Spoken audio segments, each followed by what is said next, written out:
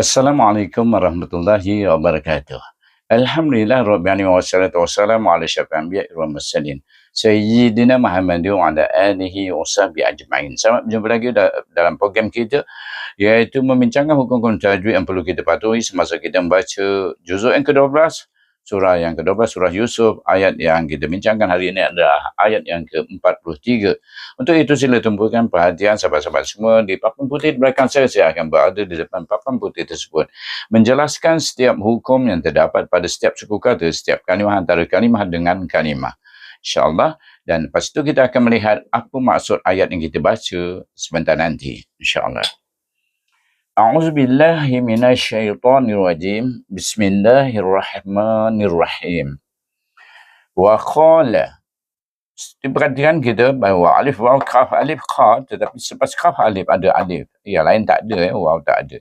Baik, selepas kaf alif ada alif, maka naklah dibaca dengan maksud dua harakat. Wa qala. Baik, tapi la tidak boleh dibaca la. Kerana apa? Kita mewasalkannya dengan, iaitu satu kalimah yang bermula dengan lam ta'rif, iaitu alif lam kamariyah, maka naklah kita izharkan bacaan lam itu kepada lam yang tanda sukun itu.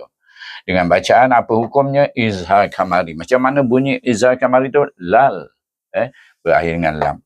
Mim alif ma lam yali kahwa ku. Bertemu dengan ini, kalimah ini tak ada apa hukum. Di sini juga lam ada satu hukum, iaitu untuk menyambung kalimah wa qala dengan al-mulk, al-malik, nak menyambungnya kena ada hukum izhar kamari. Di sini tak ada, terus saja sambung. Al-maliku inni aro. Okey, saya sambung terus dulu. Baik, hamzah yang nun bertasydid. Taklah didengungkan bacaannya dengan dua harakat. Bila dua harakat baru jadi dengung. Kalau in tak ada dengung. Bila panjangkan dua harakat baru ada dengung, sebab itu dinamakan wajib gunnah. Wajibul gunnah dengan dengung dua harakat. Inni nun ya jadi huruf mat, kerana sebelumnya terdapat huruf barziyah. Maka apabila huruf mat disambungkan dengan kalimah ara, dia bertemu dengan hamzah dalam dua kalimah ataupun secara berasingan. Kalimah pertama, kalimah kedua. Mat berada dalam kalimah pertama, di hujung kalimah pertama, hamzah berada di permulaan kalimah kedua, maka nak dibaca dengan mat jaiz munfasil 45 harakat ketika wasal sahaja. Kalau kita wakaf, perhatikan, tutup hamzah. Mana gelombang itu pun tak ada, nun ya ni dengan mat asli. Okey, bila kita menyambung, mana ada hukum berlaku di situ, iaitu mat jaiz munfasil antara ini dengan ara. Baik, apabila kita meneruskan hamzah alif ra, alif ra ada alif sepasnya, dibaca dengan mat asli. Sin alif sa dengan ba adalah huruf khalah, duduk di tengah kalimah, dia akan jadi lantunan yang perlahan, iaitu khalah sughra dipanggil. Sab'a, kerana kita menggabung dengan ain itu. Yang ni dia kata hukum di antara suku kata dengan suku kata. Kerana dia bertemu dengan bila kita baca dengan ain itu, barulah datang qalqalah sughra. Kalau tak ada jadi qalqalah kubra kalau pada ba saja. Baik, ba alif ba, kaf alif kha, ra alif ra, baqara. Ra di sini dengan tebal, ra alif baris alif. Ada alif kecil situ, dibaca dengan mat asli. Ta ya nun tanwin bertemu dengan huruf sin. Huruf sin adalah huruf ifa hakiki wusta. Huruf ifa wusta, maka dibaca dengan ifa hakiki wusta dengan dengung dua harakat. Bagaimana? Iaitu pertengahan antara izhar dengan idgham tanpa cenderung bacaannya di mana-mana, iaitu pertengahan. Wa baqaratin simanin ya'kuluhun. Baik, saya sambung di sini.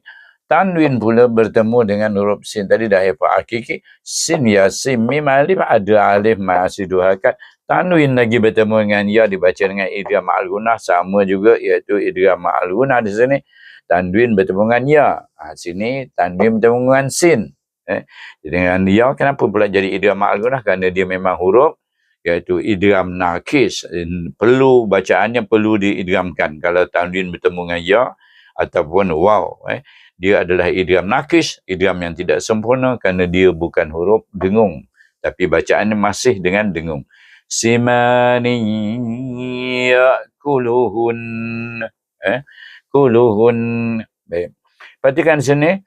Tanwin di dalam ma'al gunnah kan dia dengan dengung dua harakat ya alif hamzah ya ka waw ku lam waw lu ha waw nun bertasdid wajibul kan gunnah kan dia wajib didengungkan dia dengan dua harakat ya kuluhunna sab'un sim alif ba sekali lagi kita jumpa sama iaitu qalqalah sughra tetapi ain ini berbaris dua tetapi tunggang terbalik menunjukkan dia dibaca izhar. Kenapa dibaca izhar? Kerana dia bertemu dengan huruf halqiyah, huruf dihalqum.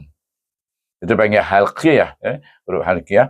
Jadi bacaannya izhar halqi. Sebab itu dia tonggang terbalik macam tu. Baris dua macam ni dia asalnya. Baik. Ain ya ain jim alif ja ada alif maksud dua harakat. Tanwin bertemu dengan waw baca dengan idgham ma'al gunnah sama juga ni tanwin baris dua, sini tanwin baris baris ya.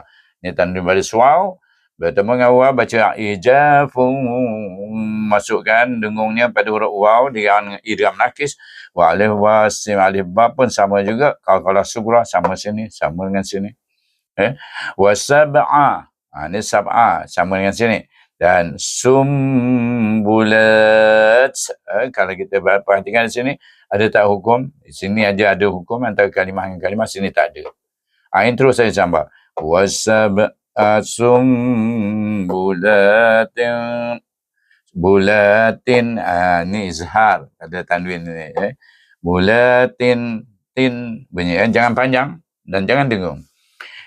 Di sini ada satu hukum nun sakinah bertemu dengan huruf ba dibaca dengan iqlab dengan dengung dua harakat sumbula lam alif la ada maksud dua harakat tanwin bertemu dengan huruf apa dia huruf halqiyah izhar halqi sama juga di sini huruf halqiyah baris dua ni pun baris dua ya jadi bacaannya sumbulatin khudrin waw dot huruf ni huruf isti'la dan istitolah sifatnya huruf dot khud mesti lidah kita terangkat ke geraham atas tepi lidah dan tanwin dengan waw sekali lagi kita baca dengan idgham ma'al gunnah idgham nakis pada waw jadi pada ya kita jumpa kan ni pada waw lagi sekali jadi macam mana hudrin wa ukhara antara dua ni kena baca dengan idgham ma'al gunnah wa alif wa hamzah wa u kha alif kha dengan istilah huruf kha ni di hujung ni tapi hamas hukumnya sifatnya ra alif ra dengan tebal wa ukhara ya bisat kalau kita berhenti kita baca dengan makrif sukun tapi kalau aulanya menyambung jadi saya tunjukkan hukum nyambung saja jadi bila kita sambung sim alif ada alif itu dibaca dengan mak asli tak boleh baca dengan makrif sukun melainkan nafas kita habis nak berhenti barulah kita baca dengan makrif sukun. Di sini kita baca dengan idgham ma'al gunnah kerana tanwin bertemu dengan huruf ya. Ya bisati ya ayyuhal mala. Ya di sini. Kenapa digunakan mak jaiz munfasil? Kerana ya ni adalah satu kalimah. Ayyuha itu satu kalimah. Dari segi daripada tampangnya, daripada segi penulisan nampak macam mak wajib. Tidak, dia sebenarnya adalah terdiri daripada dua kalimah. Kalimah ya dan kalimah ayyuha. Dan ha pula tak boleh dibaca ha iaitu wa ya ayyuhal kerana dia bertemu dengan alif kamariyah dengan baca dengan izhar kamari mim alif ma lam alif la hamzah wa u malau aftuni hamzah alif fa'af tawatu ada wa nun ya nin ada ya baca dua-dua mak asli aftuni fi pun dibaca dengan mak asli dua harakat kerana selepas fa pada siap ada huruf ya dan ru ya ru zarawa hamzah ru mati pada hamzah sini ru suku kata dan kemudian untuk suku kata ya dibaca dengan dua harakat iaitu mak asli dua harakat okey dan kerana ada alif sebelum baris sebelum alif terdapat huruf berbaris alif ya ya alif aja hamzah ya nun sukun bertemu dengan kaf fa hakiki sughra maksudnya cenderung bacaannya pada idgham ke kiri idgham baik kaf wa nun sakinah pula bertemu dengan ta fa hakiki kubra cenderung pada nun jadi ini cenderung pada kaf ini nun ini kun ini cenderung kepada iaitu pada apa? Izhar. Okey. Baik. Fa hakiki kubra, fa hakiki sughra. Semua dua-duanya dengan dengung. Saya tunjukkan bacaannya. Ta wa mim, mim pula sukun dibaca dengan izzah syafawi. In kuntum, tutup bibir. In kuntum lirru'ya, lam ya bertasydid dengan ra, ra waw hamzah sukun, ya alif ya ma asli, ta alif ain ta ba wa bu ra wa ru waw mat nun disukunkan, dibaca dengan makrif disukun. Ia selesai semua hukum telah kita jelaskan, kita baca mengikut hukum pula. A'udzubillahi minasyaitonir rajim. Bismillahirrahmanirrahim. Tarik nafas panjang-panjang. Wa qala al-maliku inni ara sab'a baqaratin simanin yakuluhunna sab'un ijaf. يأكلهن سبع إجاف وسبع سنبلات خضر وأخر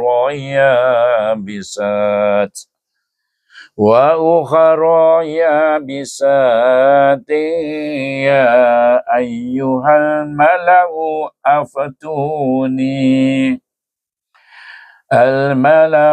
أفتوني في رؤياي إن كنتم للرؤيا تعبرون. Ini cerita tentang raja bermimpi. Kalau kita tengok Baqarah ni lembu. Sab'at, iaitu apa? 7 ekor lembu. Sab'at tu. Simanin iaitu lembu betina yang gemuk, memakan betina lembu yang kurus. Okey, kita pergi pada maknanya.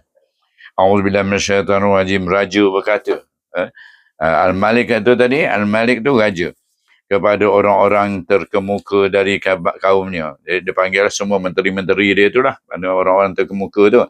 Sesungguhnya aku bermimpi melihat, ada dia tidur, dia bermimpi melihat 7 ekor lembu betina yang gemuk-gemuk dimakan oleh 7 ekor lembu betina yang kurus-kurus. Mana ada lembu makan lembu kan? Baik. Jadi ini mimpi. Baik.